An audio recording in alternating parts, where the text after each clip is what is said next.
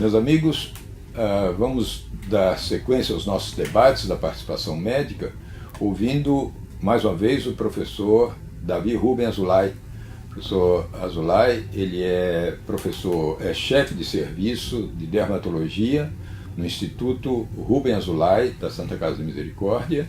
Ele é professor da Pontifícia Universidade Católica, da PUC do Rio, da Universidade Federal do Rio de Janeiro e da da Faculdade Souza Marques.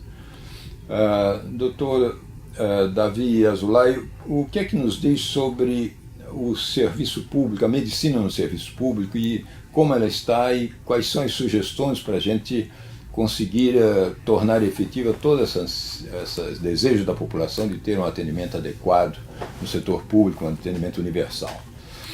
Bom, na verdade, o que acontece quando o médico vai apenas cumprir uma carga horária dentro de uma instituição médica, pode ser um PAM, pode ser um posto de saúde, pode ser um hospital, o que resulta é um fracasso, porque ele tem que também estar estimulado a participar cientificamente da sua rotina, porque senão não tem crescimento cultural, é apenas uma coisa massificada. E o atendimento massificado leva a entrar com um pé e querer sair com outro pé, o quanto antes melhor, quanto menos atividade melhor.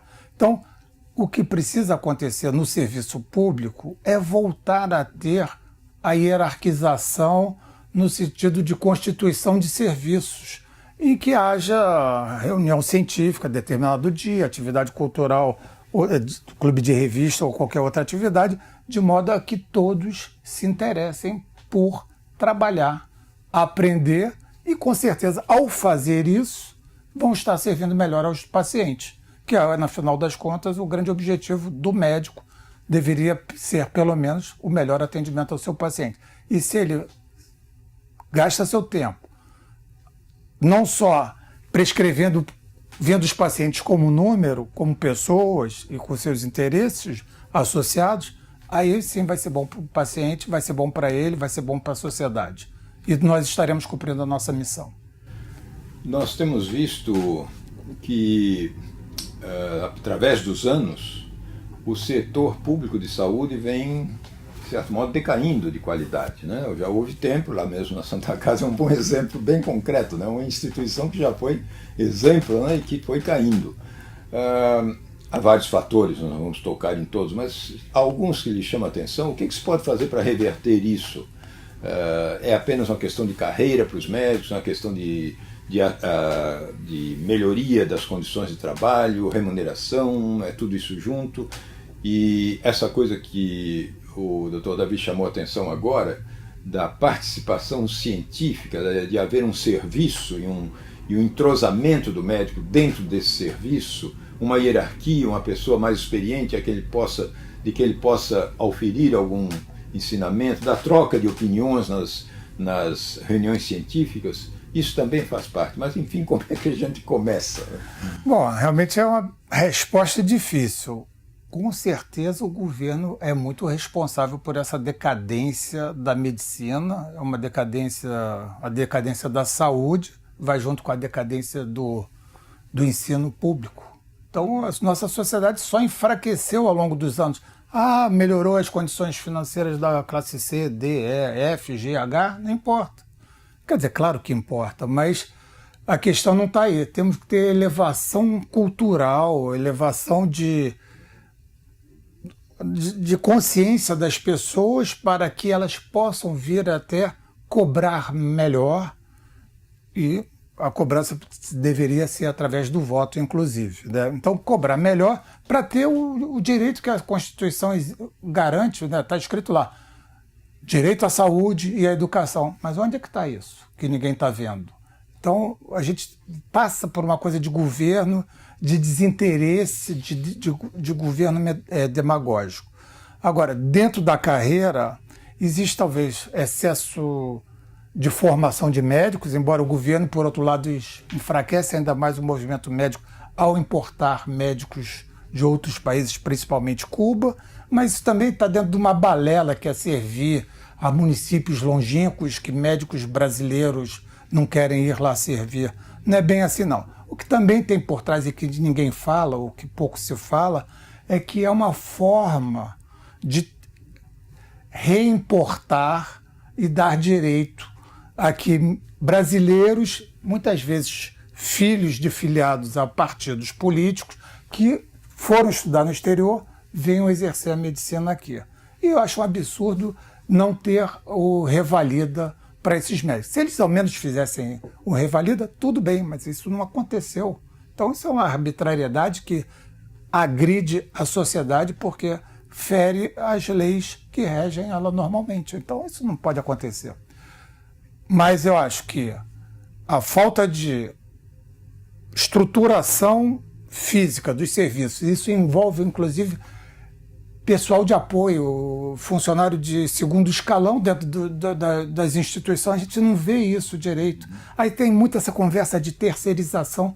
Terceirização, a pessoa não tem nem consciência do que está fazendo ali naquele trabalho. Então, temos falta de escalão, de nível intermediário, falta de remuneração também dos médicos, né? Os médicos são muito maltratados, e falta de equipamento dos hospitais. Isso. Então, isso tudo é um conjunto de... e mais algumas outras coisas, mas que fundamentalmente a gente poderia resumir nessas três, e por isso o sistema de saúde está muito quebrado e continuará quebrado, principalmente se o governo não tomar vergonha na cara, porque eu acho que é uma questão de vergonha, isso que a gente passa aqui no Brasil. Tá certo. Como é que a gente faz para que o governo se... Afinal de contas, né, hoje o governo, antigamente a gente dizia que a culpa era do regime, mas hoje o governo é eleito por nós, né, escolhido por nós, todos os governos, municipal, estadual, federal. Né? Parece que muitas dessas providências que a gente está esperando dependem de decisões nas quais a gente interfere pouco. Talvez nós pudéssemos interferir mais. Não se trata de criticar as nossas entidades, mas, ao contrário, trata-se de participar mais delas, de dar maior apoio e, sobretudo, de exigir um debate maior desses problemas. Não lhe parece isso que a gente poderia, o médico em si poderia dar um pouquinho mais do seu tempo, como o colega está dando aqui, de deixar a sua clínica e o seu trabalho intenso para vir aqui conversar conosco sobre esses assuntos. Se todo mundo fizer um pouquinho disso, talvez a gente, em conjunto, consiga mais pressionar os governos para que eles assumam as suas responsabilidades. Né? É isso aí, Márcio. Eu concordo plenamente com você. Eu acho que um dos caminhos é a união. A união, aquele velho ditado que a gente sempre aprendeu desde criança, a união faz a força, é por aí que vai. Então, os médicos se unirem, os médicos se organizarem mais, pertencerem às suas sociedades, terem voz ativa, tentarem se manifestar dentro das suas sociedades. Quer dizer, no caso da dermatologia, temos a Sociedade Brasileira de Dermatologia, e também, por que não esticar essa conversa para a CREMERGE, que é um órgão que deveria nos representar de forma mais democrática, com mais abertura. Mas lá está muito fechado, né? Em determinadas situações acaba sendo prejudicial e diminui a chance de mais pessoas se manifestarem e assim representar. A renovação seria um caminho, talvez, a renovação das entidades médicas, das pessoas, das lideranças? Eu acho que a renovação é fundamental em tudo, não só nas entidades médicas, mas nos governos, que o profissionalismo pode até muitas vezes ser mais eficiente, mas é também mais eficiência na maracutaia, no roubo e na ineficiência. Muito obrigado, então. Muito obrigado também aos colegas que nos assistem. Não esqueçam de mandar os seus comentários e as suas sugestões, porque é elas que dão vida a esse nosso diálogo. Muito obrigado.